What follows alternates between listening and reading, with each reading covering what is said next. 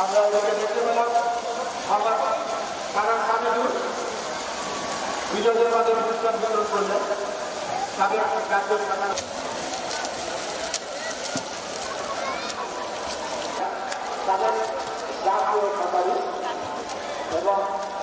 আমার রেকর্ড ভেঙে আমি সৃষ্টিকর্তাকে অসংখ্য কৃতজ্ঞতা জানাই।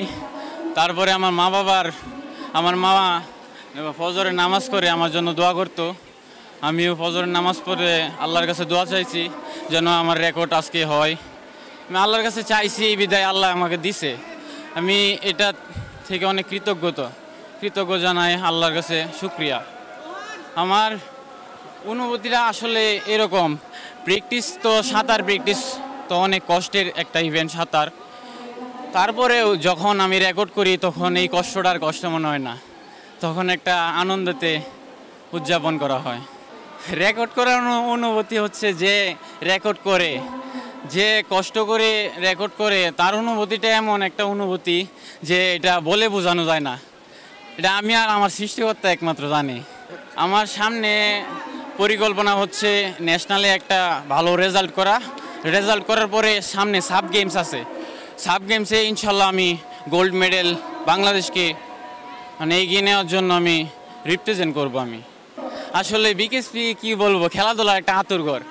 বিকেএসপি ছাড়া আমি এরকম সুইমার হতে পারতাম না। বিকেএসপি আমাকে দিছে বিদায় আজকে রেকর্ড করলাম 100 মিটার ফ্রি স্টাইলে। আর আমি 6টা ইভেন্ট মোট খেলছি, আরও 4টা আছে।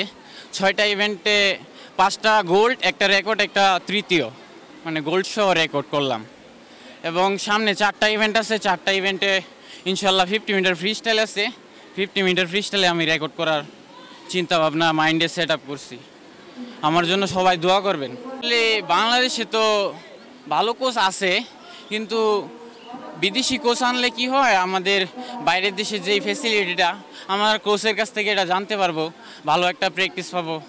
আমাদের যদি বাংলাদেশে বিদেশি কোচের সুযোগ সুবিধা দেয় তাহলে আমরা আরও অলিম্পিকে কোয়ালিফাই করার চান্স থাকবে। আমরা আরও অলিম্পিকে যেতে পারবো, ওয়াইল্ড কার্ড ছাড়াই আমরা কোয়ালিফাই করতে পারবো।